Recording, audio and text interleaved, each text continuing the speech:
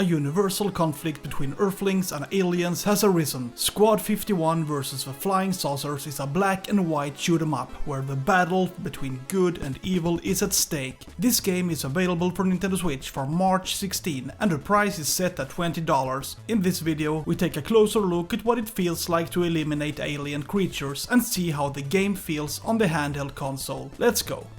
This story is about aliens who have established themselves on Earth. They have formed a partnership with the humans, but now the aliens must be eliminated because their intentions are fundamentally bad.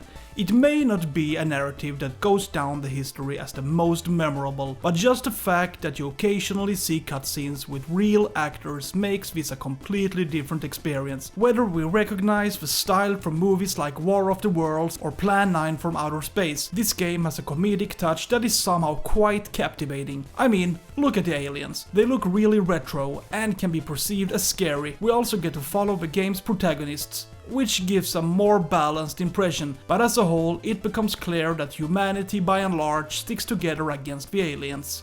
This game is experienced entirely in black and white, which I consider to be both positive and negative. The color choices are in line with how the game is designed in general, but at the same time some problems arise in the gameplay itself.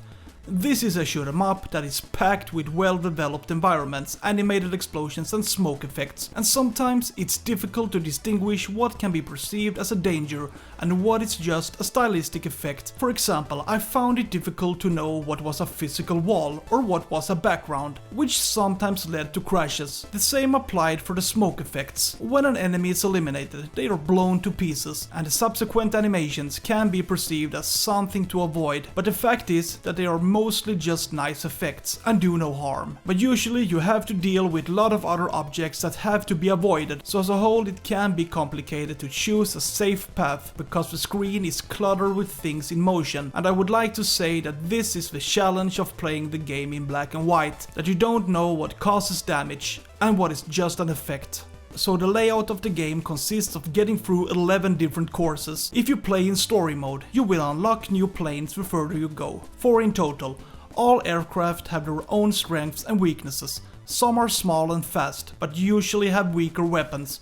The large planes obviously have a larger hitbox, but are also equipped with weapons that kill the enemy more easily. All stages are experienced from left to right, but often you can move the aircraft up and down in several levels, which adds an extra dimension to the whole. What I appreciated was the variety of obstacles available. Here you have to navigate through an asteroid belt, and on this course you have to fly through narrow passages. It feels like a rather small but full-fledged adventure. The game's enemies usually consists of various UFOs or mechanized objects that shoot projectiles, but no game is complete without dinosaurs. It's a must. Of course, it's about being able to read the enemy's movement patterns to avoid crashes, and I think the developers managed to create different challenges that add to the difficulty. It's a bit of trial and error before you understand how the enemy behaves. There are also quite a few bosses. Each boss has its own unique style and strengths. The coolest is probably this mini planet that shoots out fireballs in different directions, but overall there is an appealing wealth of variety. It's like a surprise every time. I wonder what will come next. The aircraft you use can be upgraded. New upgrades become available when you reach a certain score, but these are not revolutionary upgrades. For example, it is about better protection or the possibility of using different offensive abilities, but there are still a lot of choices that allow you to customize to your liking. But even though some sub-weapons can be seen as useful in combat, the main weapon is the one that you will use the most, and the sub-weapons are a mixed bag indeed.